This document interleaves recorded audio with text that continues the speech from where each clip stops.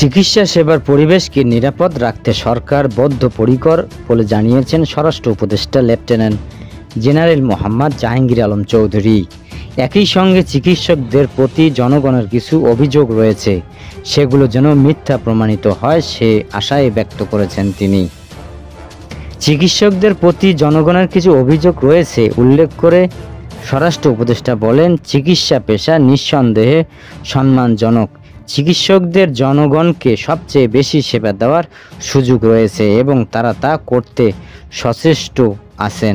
তথাপি চিকিৎসকদের প্রতি জনগণের কিছু অভিযোগ রয়েছে। আমি বিশ্বাস করতে চাই এই অভিযোগগুলো যেন মিথ্যা প্রমাণিত হয়।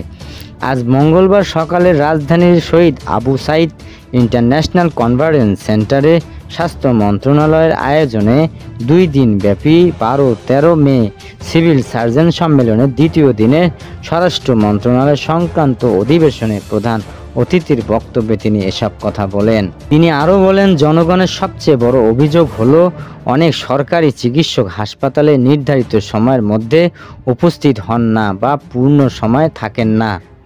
অনেক উপজেলা বা ইউনিয়নের স্বাস্থ্য কমপ্লেক্সের রোগীরা ঘন্টার পর ঘন্টা অপেক্ষা করে চিকিৎসা পান না। এই অনুপস্থিতি স্বাস্থ্য সেবার মানকে প্রশ্নবিদ্ধ করে এবং স্বাস্থ্য খাত সম্পর্কে নেতিবাচক ধারণা তৈরি করে। সিভিল সার্জনদের উদ্দেশ্যে উপদেষ্টা বলেন, আপনারা সমাজের সবচেয়ে মেধাবী মানুষ, তাই আপনাদের উপর জনপ্রত্যাশা সবচেয়ে বেশি। জেলা পর্যায়ে স্বাস্থ্য খাতের চালিকা শক্তি হিসেবে আপনাদের প্রতিটি সিদ্ধান্ত, প্রচেষ্টা ও ত্যাগ সরাসরি মানুষের জীবনকে প্রবাহিত করে ছুঁয়ে যায়। তাই আপনারা হচ্ছেন মানুষের আশার আলো, দুঃসময়ের ভরসার আশ্রয়। তিনি আরও বলেন, মাদক বিরোধী অভিযান ও মানসিক স্বাস্থ্য ব্যবস্থাপনায় চিকিৎসকদের ভূমিকা অত্যন্ত গুরুত্বপূর্ণ। এই সময় থানা বা মাদকদ্রব্য নিয়ন্ত্রণ অধিদপ্তরের সঙ্গে অংশীদার হয়ে মাদক পুনর্বাসন ও কাউন্সেলিং কার্যক্রমকে ফলপ্রসূ করতে সিভিল সার্জনদের আহ্বান জানান স্বরাষ্ট্র উপদেষ্টা। এ সময় অন্যদের মধ্যে উপস্থিত ছিলেন স্বাস্থ্য ও পরিবার কল্যাণ মন্ত্রণালয়ের সংক্রান্ত প্রধান উপদেষ্টা বিশেষ সহকারী অধ্যাপক ডক্টর মোহাম্মদ ইয়েদুর রহমান, মন্ত্রিপরিষদ সচিব ডক্টর শেখ আব্দুর রশিদ, স্বাস্থ্যসেবা বিভাগের সচিব মোহাম্মদ সাইদুর রহমান ও স্বাস্থ্য শিক্ষা ও পরিবার কল্যাণ বিভাগের সচিব ডাক্তার মোহাম্মদ সারোয়ার বাড়ি প্রমুখ।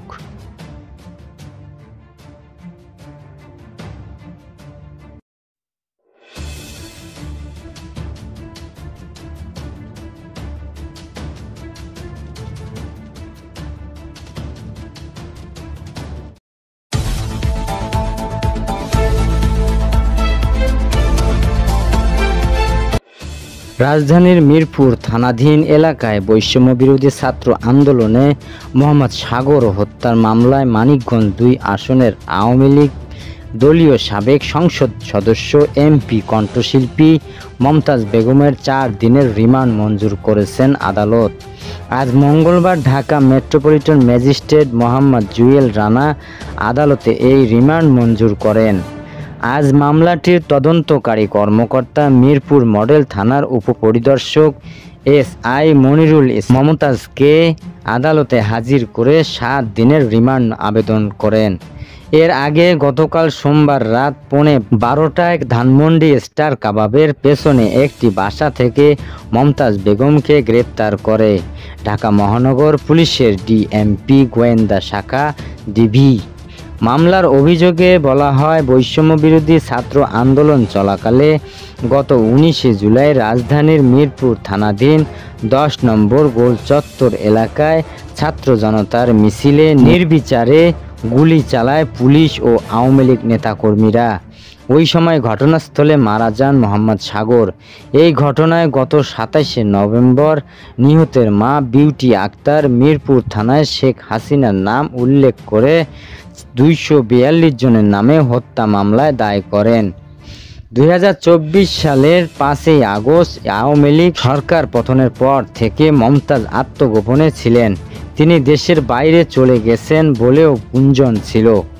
লোকসঙ্গীতের জনপ্রিয় শিল্পী মমতাজ নবম সংসদ নির্বাচনের পর 2009 সালে সংরক্ষিত নারী আসনে আওয়ামী লীগের মনোনয়নে সংসদ সদস্য হন।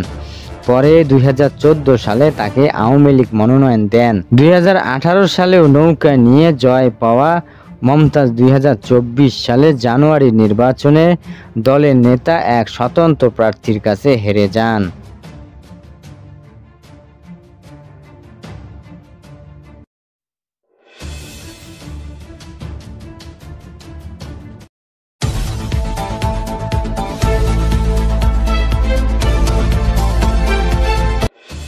প্রধান উপদেষ্টা ডক্টর মোহাম্মদ ইউনূস বলেছেন, একজন শিক্ষক বলতে পারেন যে আমার ক্লাসরুম লাগবে, ছাত্র লাগবে, অর্থাৎ তার একটা কাঠামো লাগবে, কিন্তু স্বাস্থ্যসেবায় কোনো কাঠামো লাগে না।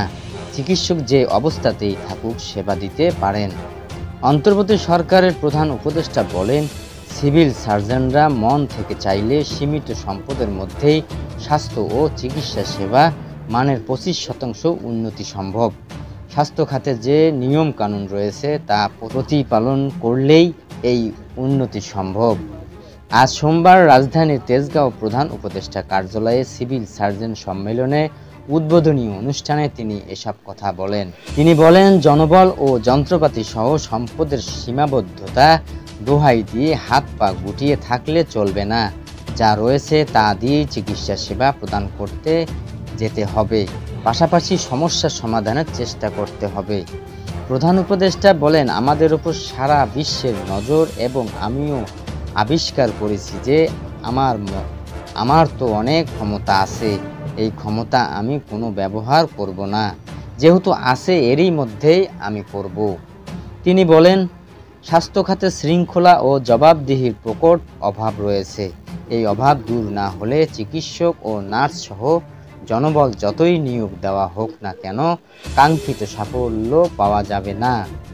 তিনি আরও বলেন, আমরা স্বাস্থ্য নিয়ে একের উপরে দোষ দেই, দোষ দিলেই সমাধান হয় না।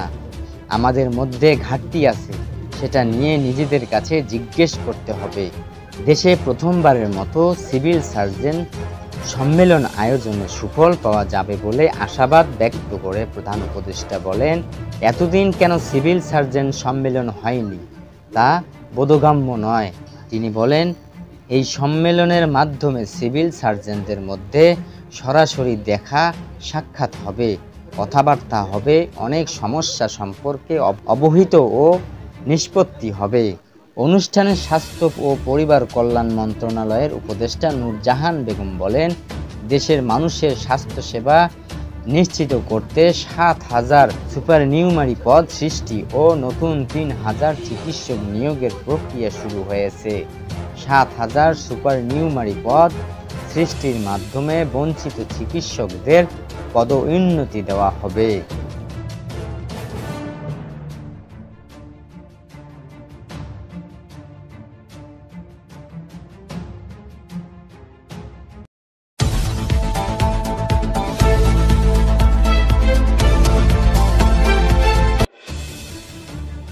সীমান্ত ও প্রকৃতি নিয়ন্ত্রণ রেখা শান্ত থাকলেও ভারত ও পাকিস্তান দুই পক্ষই এই সংঘাত নিয়ে পাল্টাপাল্টি দাবির কথা জানিয়েছেন। দুই পক্ষই যুদ্ধবিরতির লঙ্ঘন অভিযোগ আনার পাশাপাশি পরস্পরের ক্ষতির কথা বলছেন। গতকাল রবিবার ভারতীয় সেনার director general of military operations lieutenant general Rajiv Ghai, বিমান বাহিনীর director general of operation air marshal AK Bharti এবং নৌবাহিনীর director general of naval vice admiral N Prasad পাকিস্তানের বিরুদ্ধে সামরিক অভিযান তথ্য দেন। তারা দাবি করেছেন, অপারেশনের সিন্দুর ফলে 35 থেকে 40 জন পাকিস্তানি সেনা মারা গেছেন। পাকিস্তানের বেশ কয়েকটি অত্যাধুনিক যুদ্ধ বিমান ধ্বংস হয়েছে। ভারতের নৌবাহিনী করাচিতে আক্রমণ করার জন্য প্রস্তুত হয়েছিল, তারা সেই মতো পজিশন নিয়েছিল। লেফটেন্যান্ট জেনারেল ঘাই জানিয়েছেন, 9টি জঙ্গি ঘাঁটি হামলা করা হয়েছিল। তার ফলেই ইউসুফ আজহার, আব্দুল মালিক রৌফ এবং মদসুর আহমদ সহ 100-রও বেশি জঙ্গি মারা গেছে। মৃত জঙ্গিদের মধ্যে IC-814 অপহরণ ও এবং পুলওয়ামা হামলায় জড়িত জঙ্গি রয়েছে। তারা জানিয়েছে ভারতের লক্ষ্য ছিল জঙ্গিদের ঘাঁটি লক্ষ্য করে আক্রমণ চালানো। পাকিস্তানের বাহাওয়ালপুর মুরুদকে মুজাফফরাবাদের জঙ্গি ঘাঁটিতে আক্রমণ করে সেগুলোকে বিধ্বস্ত করা হয়েছে। পাকিস্তান ৮ ও ৯ মে থেকে ভারতের সামরিক ঘাঁটি লক্ষ্য করে হামলা করার চেষ্টা করে। শ্রীনগর থেকে নালিয়া পর্যন্ত বিস্তীর্ণ অঞ্চলে ড্রোন পাইলটহীন বিমান দিয়ে হামলা করতে চেয়েছিল ভারতের এয়ার ডিফেন্স সিস্টেম সেগুলোর মোকাবিলা করে এবং তা ব্যর্থ করে দেয়। পাকিস্তানের বেশ কিছু যুদ্ধ বিমান ভারতীয় সীমান্তে ঢোকার আগে গুলি করে নামানো হয়েছে বলে তারা জানিয়েছেন। ভারতের দাবি পাকিস্তান এই আক্রমণ করেছিল বলেই ভারতকে পাকিস্তানের সামরিক পরিকাঠামো লক্ষ্য করে আক্রমণ করতে হয়েছে, না হইলে ভারতের আক্রমণ জঙ্গি ঘাঁটিতে নষ্ট করার মধ্যে সীমাবদ্ধ ছিল। ভারতের রাফাল যুদ্ধ বিমান ধ্বংস হয়েছে কিনা জানতে চাওয়া হলে তারা বলেছে লড়াইয়ের কিছু ক্ষতি হয়ে থাকে। যেহেতু সংঘর্ষ এখনও সম্পূর্ণভাবে থামেনি, তাই এই বিষয়ে এখনও তথ্য প্রকাশ করা যাচ্ছে না। তবে সব পাইলট নিরাপদ থেকে দেশে ফিরে এসেছে বলে তারা জানিয়েছেন। সেনাপ্রধান মুখপাত্র লেফটেন্যান্ট জেনারেল আহমেদ শরীফ চৌধুরী সাংবাদিক সম্মেলন করেন। তাদের দাবি ভারত পাকিস্তানের আকাশ সীমা লঙ্ঘন করার পর তারা অপারেশন বুনিয়ামুম মারসুস শুরু করেন। ভারতের ২৬টি সামরিক টার্গেট লক্ষ্য করে হামলা করা হয়।